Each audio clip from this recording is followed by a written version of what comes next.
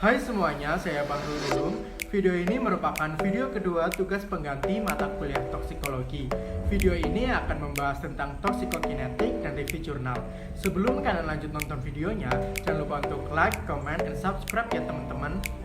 Buat kalian yang belum tahu tentang toksikokinetik merupakan ilmu yang mempelajari tentang kinetika zat toksik atau pengaruh tubuh terhadap zat toksik tersebut. Toksikokinetik ini melewati beberapa tahap yang biasa disebut sebagai ADME, yaitu absorpsi, distribusi, metabolisme, dan ekskresi.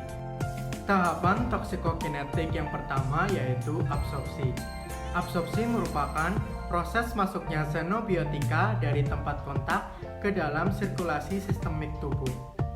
Xenobiotik merupakan bahan kimia baik alami maupun sintesis yang berasal dari luar tubuh dan masuk ke dalam tubuh sebagai zat asing. Xenobiotik ini bisa berupa obat-obatan, zat kimia tambahan pada makanan, dan lainnya. Ada beberapa faktor yang dapat mempengaruhi jumlah dan kecepatan zat yang terabsorpsi. Yang pertama ada rute pemberian atau jalur paparan. Rute pemberian atau jalur paparan dapat terabsorpsi melalui saluran pencernaan, terutama melalui usus halus. Juga bisa melalui paru yang dapat berupa gas. Faktor yang kedua yaitu konsentrasi dan lamanya kontak dengan tempat absorpsi. Kecepatan absorpsi dipengaruhi oleh perbedaan konsentrasi, luas permukaan tempat absorpsi, dan lamanya kontak dengan tempat absorpsi. Faktor yang ketiga yaitu sifat fisika dan kimia xenobiotik. Timbulnya efek toksik karena suatu xenobiotik masuk ke dalam tubuh. Untuk masuk, xenobiotik harus menembus membran. Tahap toksikokinetik yang kedua yaitu distribusi. Distribusi merupakan peristiwa di mana xenobiotik yang terabsorpsi berpindah dari sirkulasi sistemik ke bagian tubuh yang lainnya. Adapun bagian tubuh yang berhubungan dengan distribusi toksikan yaitu protein plasma, liver, ginjal, lemak, dan tulang. Tahapan toksikokinetik yang ketiga yaitu metabolisme. Metabolisme merupakan merubah struktur kimia dari bahan kimia asing sehingga hasil metabolisme tersebut secara kimiawi berbeda dari senyawa asalnya. Contohnya, senyawa sianida akan berubah menjadi tiosiana. Tahapan yang terakhir dalam toksikokinetik yaitu tahap ekskresi. Tahap ekskresi merupakan pengeluaran secara keseluruhan zat kimia dari dalam tubuh. Organ ginjal dan organ pencernaan menjadi bagian penting dalam proses ekskresi ini. Selain itu, air susu, keringat, rambut, kuku, dan air ludah juga dapat menjadi organ yang melakukan proses ekskresi. Review jurnal kali ini berjudul Uji Toksisitas Akut dan LD50 Ekstrak Etanol Daun Kirinyo pada Mencit. Kalian dapat mencari jurnal ini dengan kata kunci daun kirinyo, ekstrak kental, toksisitas akut, dan LD50.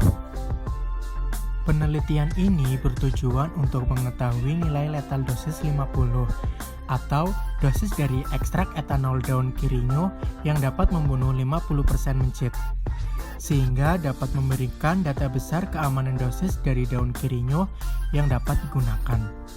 Dalam penelitian ini menggunakan metode perhitungan Read and Match yang menggunakan 30 ekor mencit, masing-masing 15 ekor betina dan jantan yang dibagi menjadi 5 kelompok perlakuan. Masing-masing terdiri dari 6 ekor mencit, 3 ekor betina, dan 3 ekor jantan.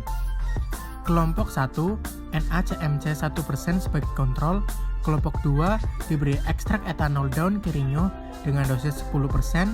Kelompok 3 diberi ekstrak etanol daun kirinyo dengan dosis 20%.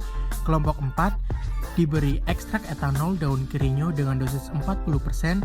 Sedangkan untuk kelompok 5 diberikan dosis tertinggi 80% pada mencit. Sediaan uji diberikan secara oral dengan hanya 1 kali pemberian pada awal masa penelitian.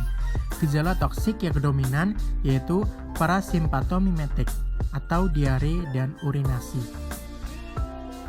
Hasil jurnal yang saya review yaitu pemberian ekstrak etanol daun kirinyo secara oral menyebabkan zat aktif yang terdapat dalam ekstrak daun kirinyo diabsorpsi dalam saluran pencernaan. Zat aktif kemudian mengalami proses distribusi dan metabolisme. Produk metabolisme yang bersifat toksik bekerja sebagai inhibitor enzim untuk tahap metabolisme selanjutnya. Reaksi antar zat aktif dengan reseptor dalam organ efektor menyebabkan timbulnya gejala keracunan. Setiap sampel yang digunakan akan memberikan respon yang berbeda pada dosis tertentu. Perbedaan respon tersebut diakibatkan oleh perbedaan tingkat kepekaan setiap sampel. Nilai LD50 ekstrak daun kirinyo berdasarkan hasil pengamatan terhadap jumlah kematian mencit setelah pemberian ekstrak daun kirinyo menunjukkan bahwa dengan konsentrasi 10%, 20%, 40%, dan 80% dapat menyebabkan kematian pada mencit. Jumlah kematian mencit tinggi di mana 5 mencit mati pada konsentrasi 80% dalam waktu 7 hari. Terjadinya kematian mencit diawali dengan gejala-gejala toksik berupa pengeluaran urin dan diare yang berlebihan. Selanjutnya adanya penurunan aktivitas gerak, kelumpuhan, kejang-kejang, salivasi hingga terjadi kematian. Berdasarkan perhitungan dengan metode ini, diperoleh nilai LD50 adalah 14,1416 gram ekstrak per kilogram berat badan mencit atau 28,28% ekstrak. Berdasarkan klasifikasi toksisitas menurut Priyanto, termasuk dalam kategori toksik ringan, di mana toksik ringan memiliki range 5-15 gram per kilogram berat badan. Secara umum, semakin kecil nilai LD50, semakin toksik senyawa tersebut. Begitu pula sebaliknya.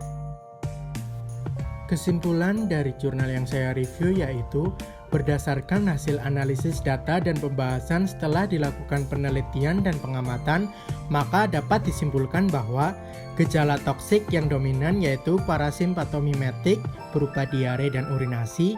Nilai LD50 yang diperoleh dari hasil pengujian toksisitas akut ekstrak daun kirinyo menggunakan metode Read and Munch yaitu sebesar 14,1416 gram per kilogram berat badan atau 28,82% ekstrak dan termasuk dalam kategori toksik ringan.